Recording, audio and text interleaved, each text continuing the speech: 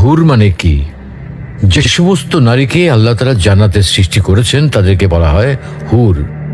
জান্নাতের রমণীদের আল্লাহ তাআলা জান্নাতি পুরুষদের জন্য উপহার হিসেবে রেখেছেন। আল্লাহ তাআলা তাদেরকে জান্নাত প্রাপ্ত পুরুষদের সাথে বিয়ে দেবেন, ফলে তারা স্বামী স্ত্রী হিসেবে চিরকালের জন্য জান্নাতে বসবাস করতে থাকবে। মহান আল্লাহ বলেন, كذلك وزوجناهم بحور عين আর আমি তাদেরকে বড় চোখ বিশিষ্ট হুরদের সাথে বিয়ে দেব। জান্নাতের হুর হবে চিরকুমারী ও সমবয়সের প্রেম সোহাগিনী। জান্নাতে একজন হুর যদি দুনিয়ায় একবার দৃষ্টি দিত, তাহলে আকাশ ও জমিনের মধ্যবর্তী স্থান সুবাসে ভরে যেত। পূর্ব পশ্চিম প্রান্তকে তথা সমগ্র পৃথিবীটাকে সুসজ্জিত করে দিত।